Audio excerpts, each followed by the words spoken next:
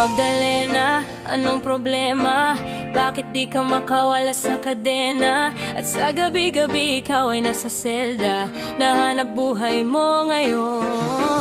Magdalena, anong problema? Alam naman natin na dati kang nena, at sa iyong ama ikaw ay prinsesa.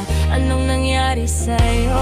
Ito'y kwento ng isang babae, tulog sa umaga, gising sa gabi. Ang kanyang mukha'y puno ng kolorete, sa lugar ng ilaw ay patay sindi. Simulan na natin ang istorya. Ako'y kanyang matalik na kaibigan, Ernesto ang aking pangalan. Kwentong dapat niyong malaman, huwag nang magbulag-bulagan. Bakit ang nais natin ay malaman ang baho ng iba? Pagbibigyan kita, kilala mo ba si Magda? Na aking kababata mula pa ng pagkabata, kamay lagi magkasama, mga bangkang papel sa sapa. Kaniyang ngiti lumiliwanag ang paligid, at pag siya'y dumadaan, mga leeg ay pumipilipit. Ubod ng ganda noong siya ay nagdalaga.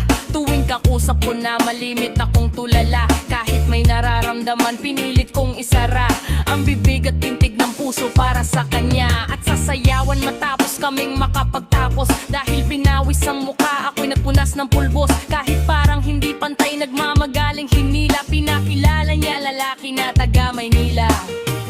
Magdalena, anong problema? Bakit di ka makawala sa kadena? At sa gabi-gabi ikaw ay nasa selda, nahanap buhay mo ngayon. Magdalena, anong problema? Alam naman natin na dati kang nena, at sa iyong ama ikaw ay prinsesa. Anong nangyari sa'yo? Maraming taon ako'y nalipasan, pinilit ko mang takasan, bago sa yakin nalaman ang tunay kong kailangan. Di ko maibaling ang pagtingin ko sa iba, minamahal ko siya, hahanapin ko si Magda.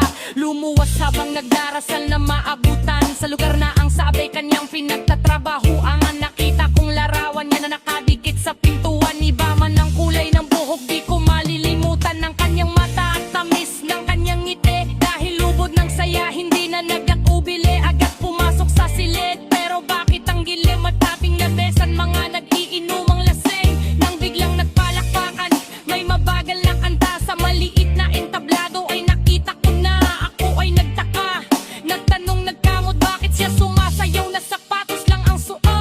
Ito'y kwento ng isang babae, tulog sa umaga, gising sa gabi.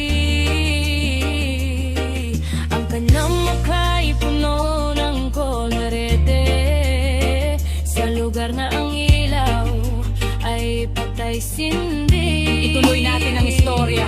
Agad siyang sumama sa'kin, walang kakabak-kaba. Ang trato niya sa'kin ay nobyo, tila katak-kataka. Bumaba sa taksing pinara sa mesa, parang ako'y bida sa mga sumunod na eksena. Kung ito ay panaginip, ayoko nang magising, ngunit ako'y nanainip. Umaga na nang magising, ang naabutan ko lamang ay may sobre sa lapag, liham para sa'kin na isinulat niya magdamag. Kahit gulong-gulo ang isip, pinilit kong basahin, di malilimutan ang mga sinabi niya sa akin. Mahal ko Ernesto, alam kong tulog mo'y malalim, di na ako nagpaalam, di na kita ginising. Salamat nga pala sa pasalubong mong kalamay, at sa pinakamasayang gabi ng aking buhay. Nung iniwan ko ang bayo natin, ang akala ko isang tunay na pagbidang mamatatagpuan ko. Hinanap kung saan-saan at kung kani-kanino, di ko inakalang ito ang kahahantungan ko. Imbes na ko'y sagipin, itinulak sa banging, ito palang ibig sabihin ng kapit sa patalim. Kung mabaho sabunin, kung makati gamutin, kung hindi na masikmura ay ibaling ang tingin. Kahit ako ay bayaran at kaladkaring bababing, anan ang amoy na laway ng iba-ibang laki. Isa lang ang kaya kong sa'yo'y maipagmalaki, ikaw lang ang bukod tanging hinalikan ko sa labi. Gusto ko mang manaki sa iyong mga yakap, ako may natutuwa dahil ako'y iyong nahanap. Wala na yatang walis ang makakalinis ng kalat, at ang katulad ko sa'yo